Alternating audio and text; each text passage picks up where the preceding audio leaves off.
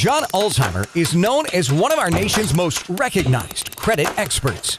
Having worked for 28 years in the credit industry, John has become one of the most prolific speakers about credit and the go-to authority on answers to credit-related questions. Credit Countdown with John Ulzheimer. Hey there, this is John Ulzheimer. I am a consumer credit expert. I have almost 30 years of experience in the credit industry. I have spent time at FICO, which is the company behind the FICO credit scoring system, and Equifax. It's one of the 3 recognized credit reporting agencies in the United States. And welcome to Atlanta traffic, where you get to sit and not go very fast. So today I'm going to talk about co-signing. What is co-signing? What are the risks of co-signing? Is co-signing a good idea? Is it a bad idea?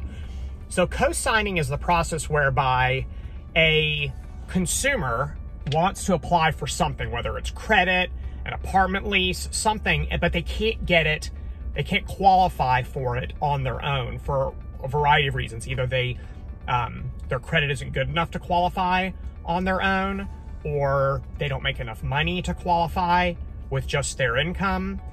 So the lender is asking for them to provide another guarantor for the loan or for the apartment lease, for example.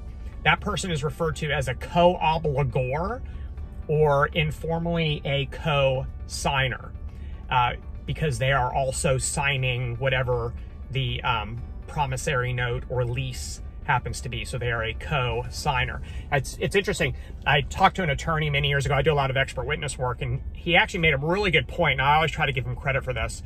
Is that he's like, there's really no such thing as co-signing. It's also signing. It doesn't really matter if you're the co-signer or the primary signer.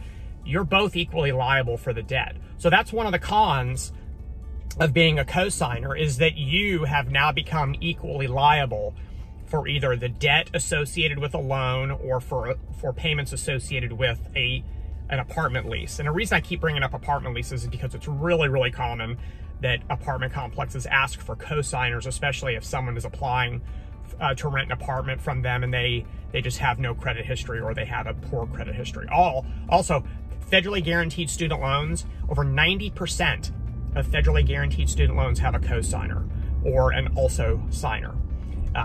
So what are the risks of co-signing? So one of the things that I think consumers have a misperception about is that when you co-sign for something, that your obligation ends there. Meaning that, I'm just co-signing to help someone get an apartment. I'm just co-signing to help someone get a loan, but I don't really want to have anything to do with it after I'm done. Well, you can't dictate the rules of engagement with your lender, I can assure you that.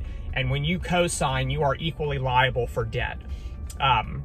Meaning that if the primary signer, so the person who's actually getting the bills every month, doesn't make payments, then the lender or service provider can go to you and ask you to make payments. And if you don't make payments, they can pursue collection activities against both of you, which means credit reporting issues, obviously. You can end up with collections on your credit report. You can end up with defaulted apartment leases. You can end up getting sued. You can end up with a lot of bad debt on your credit report if the primary signer chooses to run up a lot of debt and then go into default. So co-signing, it's one of the very few things that I'm willing to give my opinion on. And my opinion on co-signing is I don't like co-signing. Because really what you're doing is you're saying, you know what, I know better than the bank, and I know better than the apartment complex. I'm okay signing my name to a lease or some sort of a loan document with someone else that the bank won't do business with on their own. So you're basically saying, yeah, I know better than the bank, and I'm willing to take a chance on this person, even though the lender is not willing to take a chance on them. So that's one of the reasons why I don't like co-signing. I always try to look at the silver lining, and the silver lining of co-signing is that for people who have bad credit or are trying to build credit, co-signing is in fact a strategy to build or rebuild credit. If you can get someone to co-sign for you and you're able to get a loan or some other type of service that ends up on your credit report, that's the important thing. It's got to end up on your credit report. Then you're going to benefit from the proper management of that obligation. You notice how I was very, very careful. Proper management of the obligation. You can't just have someone co-sign for you and then you default on it. That doesn't really help you, and it certainly doesn't help your co-signer. So here's my advice. If someone ever asks you to co-sign for something, just be aware that you're really an equal liable party to them. Just because they get the bill, just because they get the statements, just because they're the ones making the payments to the lenders, just because they're the ones making the payments to the apartment complex, that does not mean that you are not still on the hook for those payments.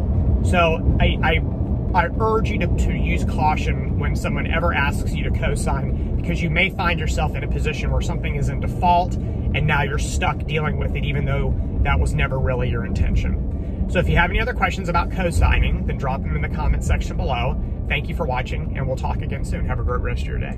For more videos and credit tips from John Ulzheimer, go to www.tradelinesupply.com.